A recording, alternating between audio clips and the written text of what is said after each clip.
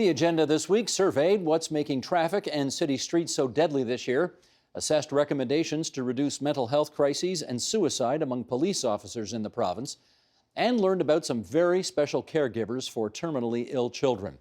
The agenda's Week in Review begins examining Ontario's fall economic statement. The update says that they're doing it, very short descriptions, and we don't really see a lot in that process. We do know that there is a lot of soul searching going on the Organization of Health to reorganize it, and these Ontario health teams that may be improved, but surprisingly, they're not even contemplating integrating the doctors into that. So I'm not quite sure how that will work, but we get so many of these knee-jerk pressures. We're getting older, therefore we need 30,000 long-term care beds, but you have to ask yourself, do we really need that, or can we not serve people better by improving our home care? That's the sort of thing we need it. People and the number of people and the salaries will come out of that, but look at what we're spending money on and look how we're spending it.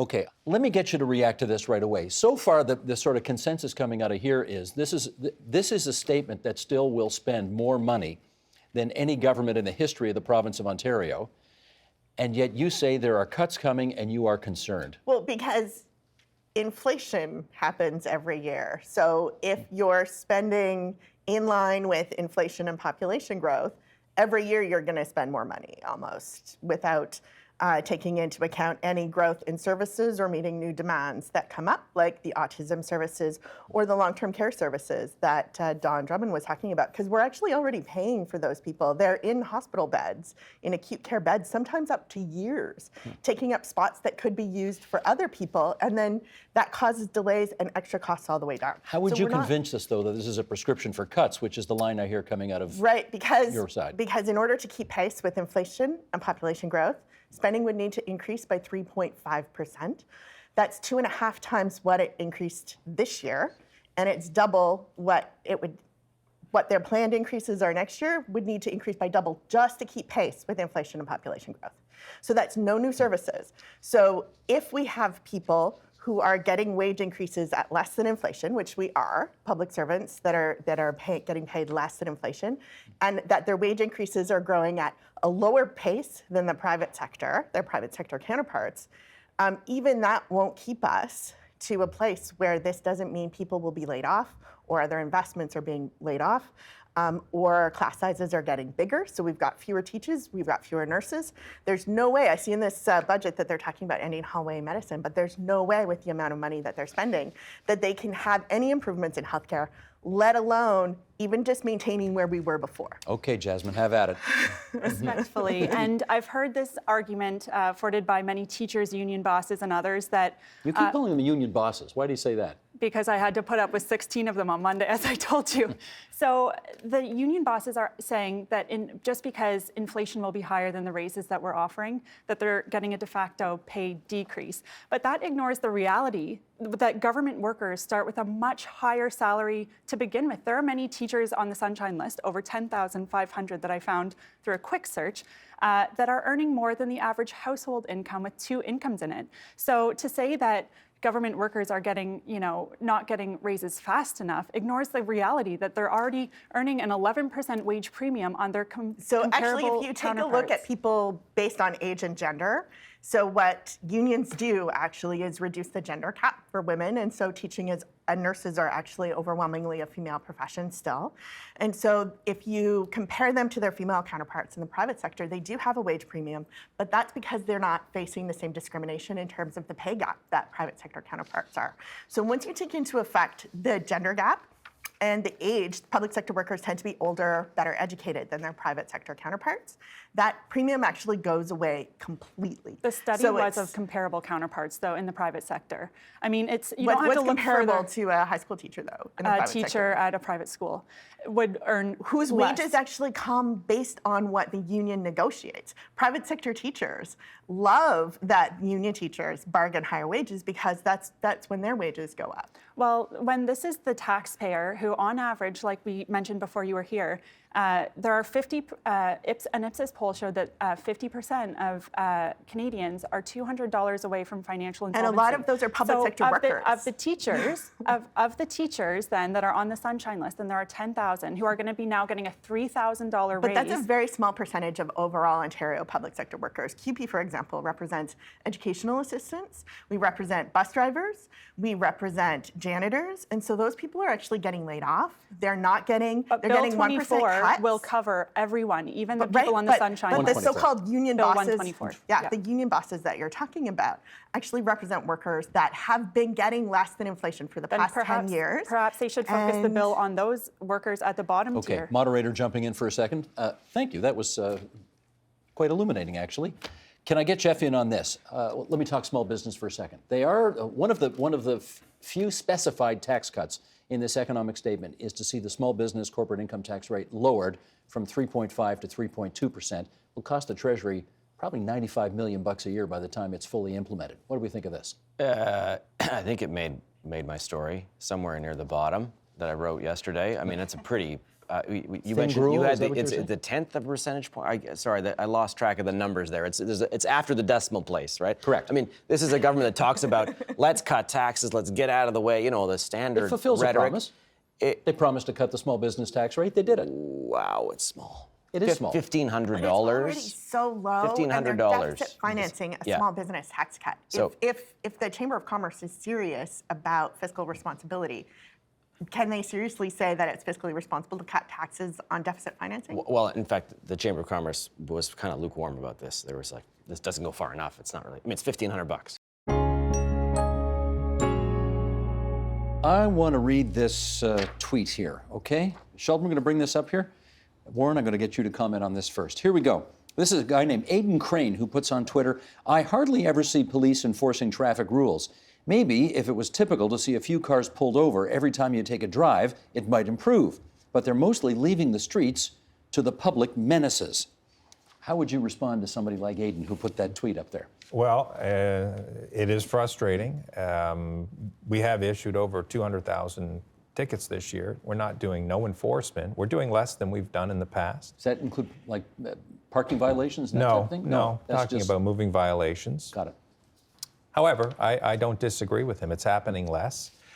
There's I think, a great benefit to road safety when 100 people drive by a police car that has somebody stopped and the officer's out there and these people are being held to account and getting a ticket. I think there's an effect that lasts for a period of time after that, a halo effect, and I think when people use those, so there's great benefit to it. All right, in which It's case, expensive. well, that's the what I was going to problem. ask you about. Because, for example, you could stand 50 meters north of this studio right now at the corner of Yonge and Eglinton.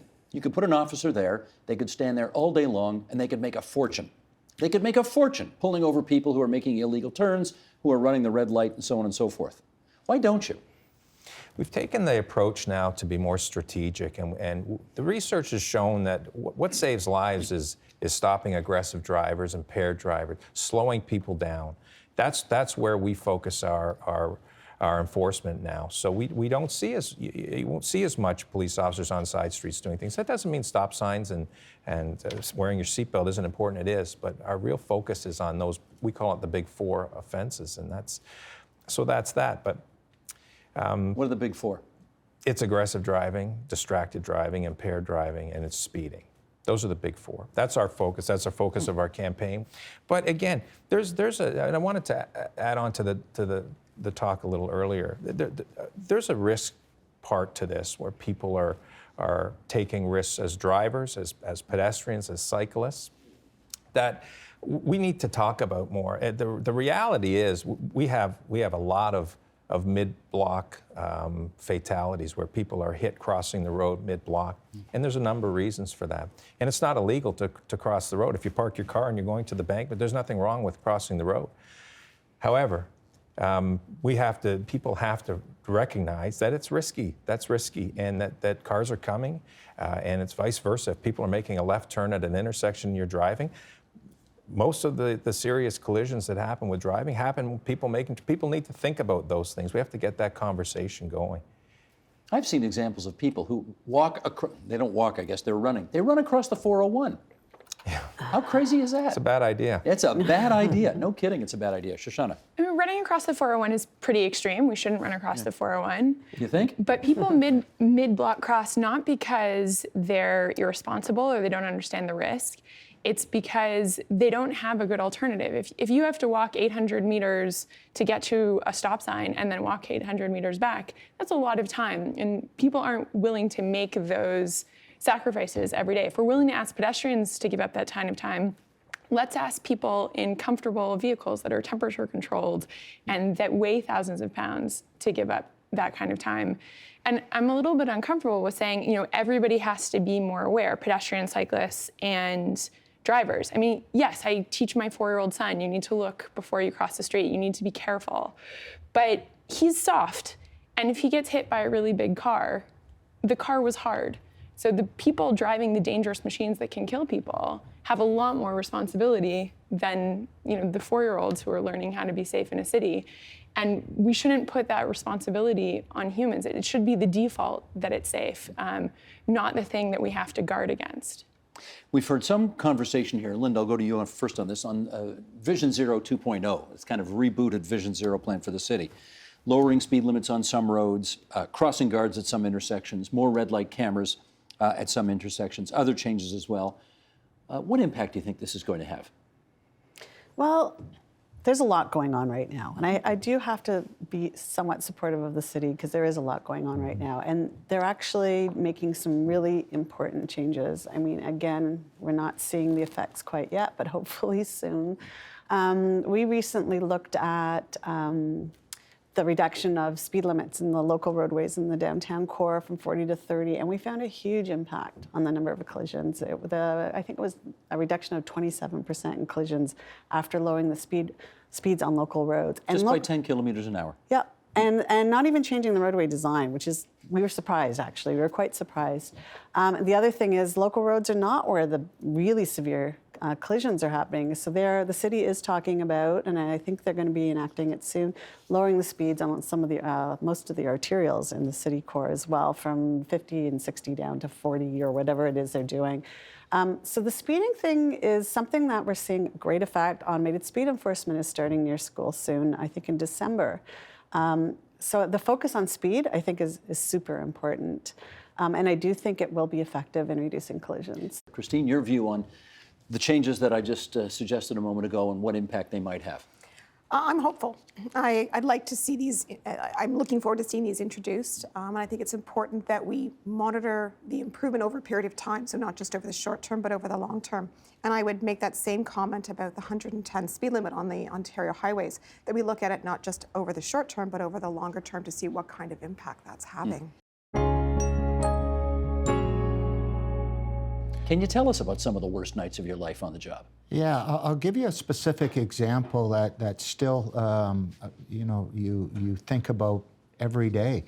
I was a young patrol sergeant, just been promoted. I was 10 years out of uniform. I went back to the road. I was assigned as a patrol sergeant to an area that I'd never worked before in East Mississauga. So you're out driving around in your sergeant's car, and you're there to back up your officers.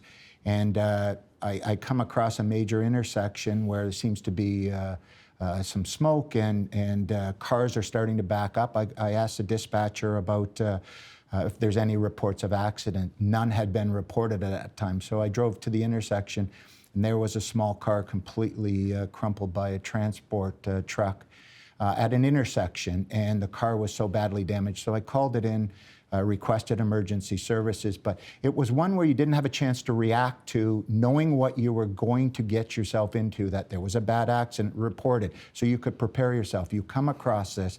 I managed to get out of the car. It had just happened. People were just getting out of their own vehicles at that time. Ran to this small car. I basically held this 18-year-old female in my arms, and she died in my arms.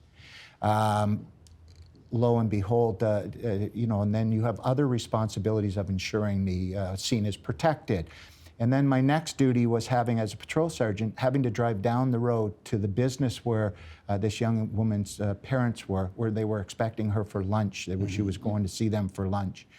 and to tell them that their daughter had passed away. Probably one of the most traumatic incidents that I've ever come across without any forewarning on what I was getting myself into. So, you know, that night you go home, and it was the old culture, and what we need to change in this panel and in our industry is you just suck it up, you go home, and I slept with the lights on, because every time I closed my eyes, I saw that young woman. And, you know, those will stick with you. As we progress further, with this report and with what we are doing as organizations, both services, associations, government, is we're changing that, and so that no one has to go through that and sleep with their lights on at night. Did you seek any kind of mental health treatment after that episode? No, because you were, at those times, you were considered weak, and you were strong, and your job, you sucked it up. That's what you were hired to do. That's what you were supposed to do. And I think that mentality from the past is the past. And I think, you know, our conversations going forward is that's not the present, and it's certainly not the future. We're losing people dying by suicide because of incidents like that. So that was the past, and no, I didn't, because I didn't want to be considered weak. And that's the philosophy that we all had as young officers years and years ago. Mm-hmm. I want to read an excerpt from the Chief Coroner's report that looked into all this. Sheldon, let's bring this graphic up if we can. In most police jurisdictions across Ontario, estimates run as high as 40% of police calls for service being tied to incidents involving persons with mental health issues. Police members have reported to us directly, and in other studies we consulted, that notwithstanding their high degrees of compassion, training, and their on-scene professionalism, that is the norm in these thousands of calls for service, most police members will soon come to regard any person with mental health issues as someone they would never want to be. Chief Coroner, you know, this does raise a whole lot of issues of, you know, I should actually let you just start riffing on that. That's identified a really tough problem. What do you do? Well, I don't have the answer on what to do, but I can tell you it was one of the most poignant things that I recognized in reading the report. It really, not only do the officers have this identity, but they also recognize what they see in those 40% are people in the worst days of their lives. And that becomes the norm for the officers as what a mental health issue is. And they're not like that in their minds. They're not like that person. When they're feeling sad or they're feeling anxious or they're having a tough day, that's not what those people were. So they don't attribute that to be a mental health issue, and therefore don't think that they need to seek that help. And they don't want to become like those people that they were serving on their worst days. So that produces their own lack of ability to call out or to reach out.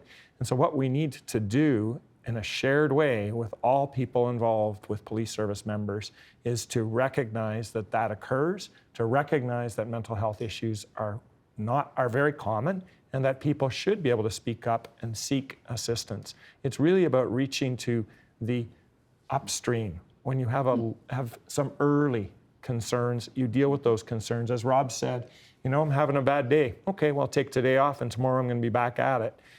It's really thinking about and recognizing that when you have a bad day, that's okay, and that we can all have bad days, and we can all get over those bad days, or if we don't, we can get some more help, but way before they get down to the pathways that Lori talked about and the trajectories towards their deaths. If we could do all of that and bring people to recognize, to accept, to talk about mental health issues, then we're going to be so much stronger as police organizations and society. Well, okay, that's in a perfect world, but Chief, I'm going to ask you, if one of your officers came to you and said, you know what, I'm having a tough time, I need a day, I need a mental health day, I mean, is it not, in some respects, the Chief's job to say, our resources are pretty low today, my friend, and I really need you out there? How do you resist from saying that to the guy?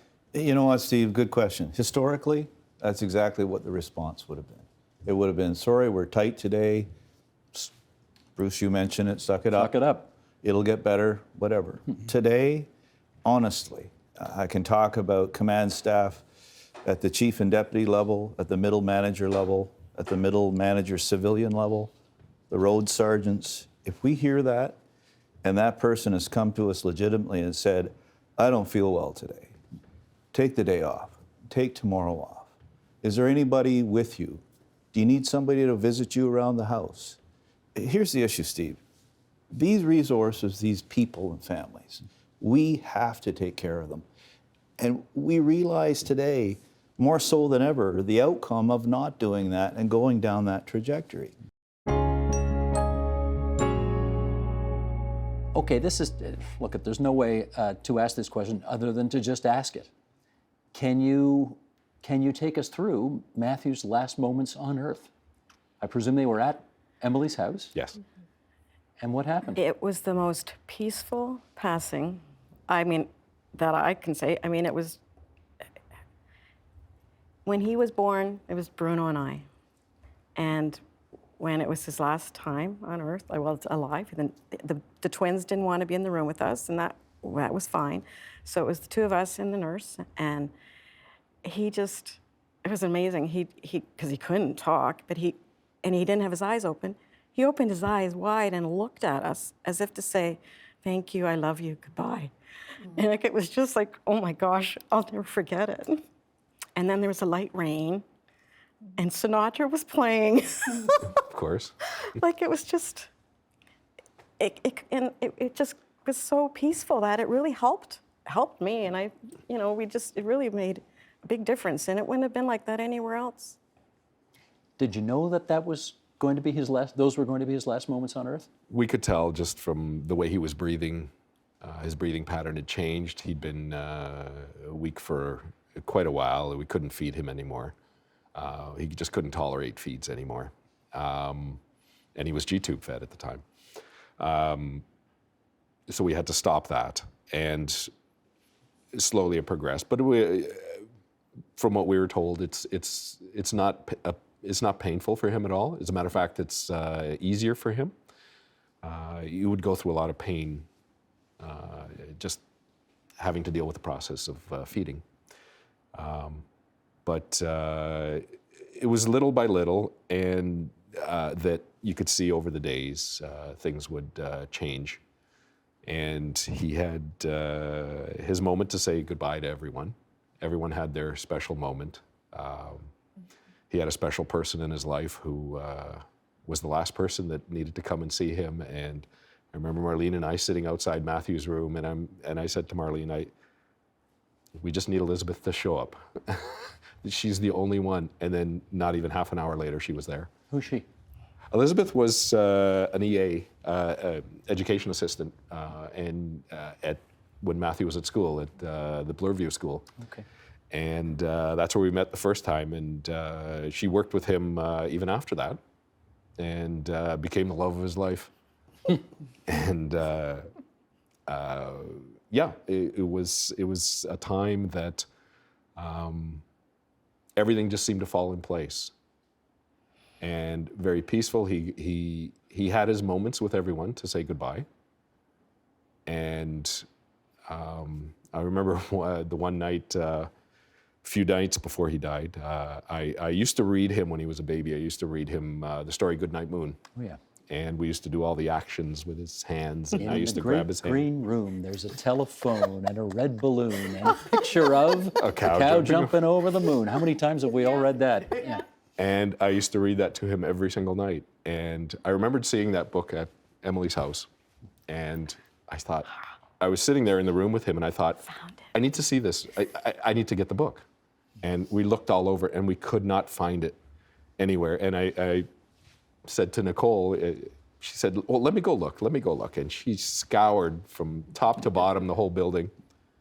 And we thought, okay, well, we'll just pull it up on the internet and do it that way. And then she comes bursting through the room with this book in her hand. She said, I found it. It was one of the most special moments that someone did for us at Emily's house. But those were the kind of moments that you would get at Emily's house. You remember that? You found the book. I found the book. You turned the place upside down to find the book. You know what? There's over 100 books in that house. Right.